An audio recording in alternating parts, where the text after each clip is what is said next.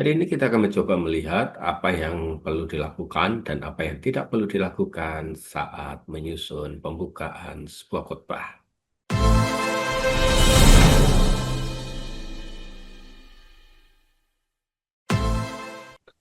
Pertama, kita akan melihat apa yang harus kita lakukan di dalam menyusun sebuah pembukaan khotbah.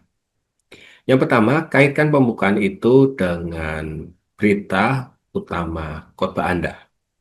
Pastikan bahwa pembukaan tidak mengambang dan langsung mengarah kepada inti sebuah pesan.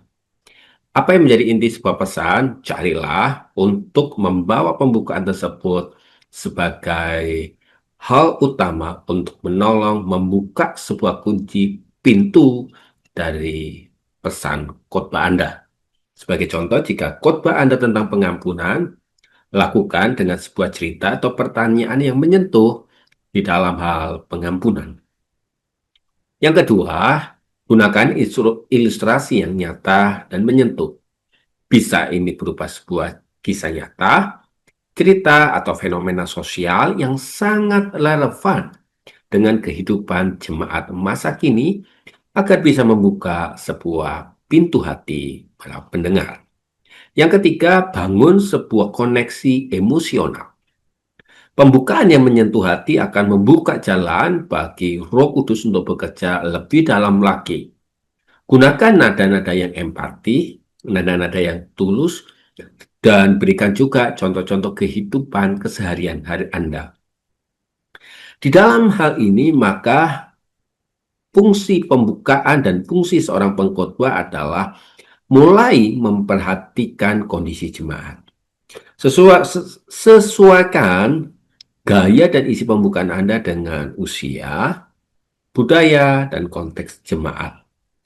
Kalau itu berhubungan dengan anak muda, gunakan media-media sosial, ilustrasi-ilustrasi yang bersifat kekinian, sehingga mengena kebutuhan daripada jemaat. Selanjutnya, apa yang perlu dilakukan untuk membuka sebuah pembukaan sebuah khotbah? Padat, singkat, dan jelas. Idealnya tidak lebih dari 4 menit. Langsung membangun sebuah hubungan ketertarikan tanpa berputar-putar terlalu lama.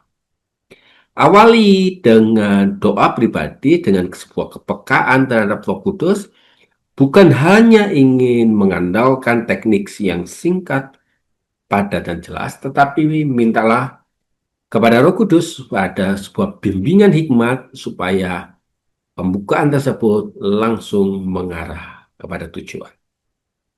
Hal-hal apa yang harus kita hindari ketika kita menyiapkan pembukaan sebuah khotbah? Yang pertama, pembukaan yang sifatnya tidak relevan.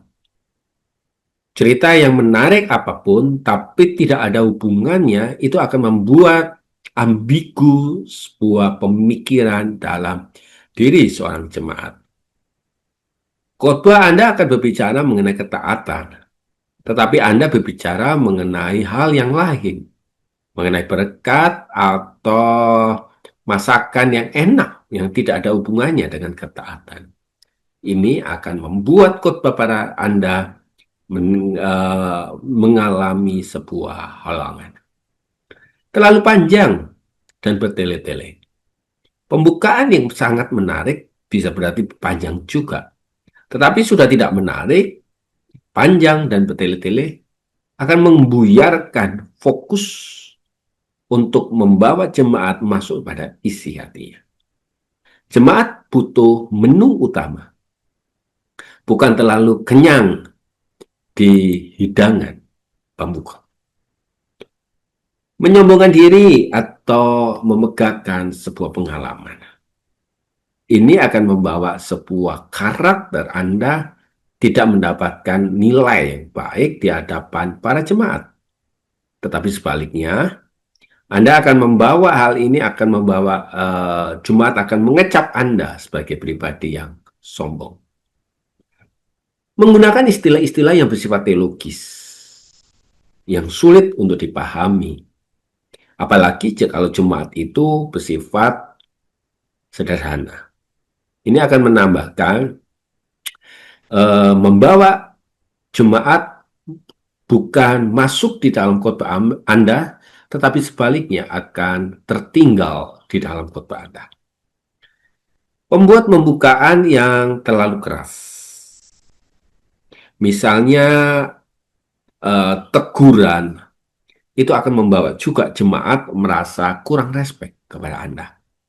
Bangun sifat emosi, sifat keterbukaan, tetapi improvisasikan gaya Anda untuk begitu Anda mau membantu mereka di dalam pelayanan, di dalam kehidupan jemaat, di dalam kehidupan berumah tangga, di dalam kehidupan bermasyarakat. Improvisasikan dengan spontan, meskipun Anda harus bersifat fleksibel, sehingga pembukaan tersebut menjadi sesuatu yang sangat menarik. Itulah sesi kita kali ini bicara mengenai bagaimana do and don't di dalam membangun sebuah pembukaan khotbah.